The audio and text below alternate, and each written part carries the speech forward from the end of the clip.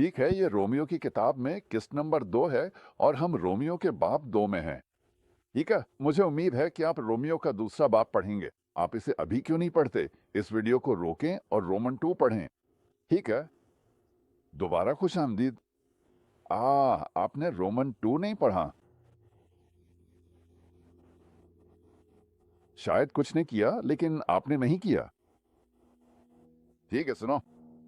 रसूल पौलुस, अजीम रसूल पौलुस, खुदा के मुकाशफे वाले बंदे, अगर आप चाहें तो ईसाइयत के मेमार, उन्होंने यसु मसीह की बुनियाद पर तामीर किया, और जो कुछ वो रोमियो के पहले और दूसरे बाब में कर रहे हैं वो कुछ यूं है कि क्या मैं कह सकता हूं कि वो बैतीत से आगे बढ़ा रहे हैं, जहां यसु ने इस बारे में बात की कि आप कितने गुनाहगार हैं, चाहे आपके दिल में सिर्फ एक ख्याल ही क्यों ना आए।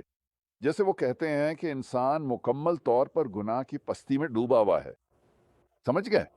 इंसान जैसे कि खत्म हो चुका है, चुगलखोर, बहतान लगाने वाले, जिनाकार और बदकारी करने वाले।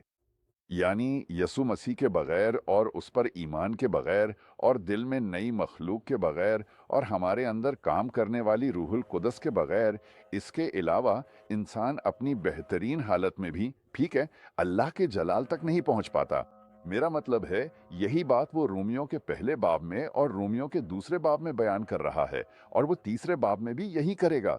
यानी बुनियादी तौर पर वो ये कह रहा है कि तुम्हें एक निजात दहिंदा की जरूरत है। समझ गए? तुम्हें चाहिए कि इस गजब से बचो। ठीक है, याद है यूहन्ना बपतिस्मा देने वाले ने क्या कहा था? किसने तुम्हें आने वाले गजब से बचने की तंबीह की? ऐ सांपों की औलाद। ठीक है, और ये थे जैसे फरीसी, और आप जानते हैं वो लोग जो 10 अहकाम पर यकीन रखते थे। अब वो कानून के बारे में बहुत बात करता है। अरे आप जानते हैं, कानून और कुछ लोगों के पास है। मेरा मतलब है बस सादगी की खातिर आइए कानून को 10 अहकाम कहते हैं। ठीक है, 10 अहकाम।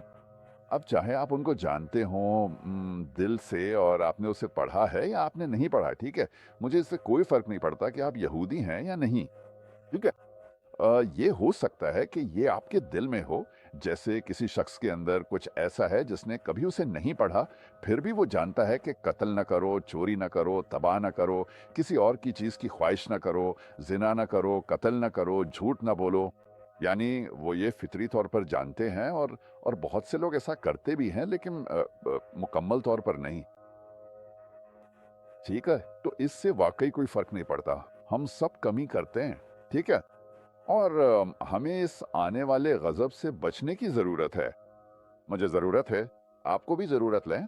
और ऐ खुदावन, मैं दुआ करता हूं कि तू हर उस शख्स को कायल करे खुदावन, जिसे तेरी भलाई के मुताबिक सच्चाई की पहचान तक आना चाहिए। ये खुदा की भलाई है जो हमें तौबा की तरफ ले जाती है। हालेलुया, वो बहुत अच्छा है।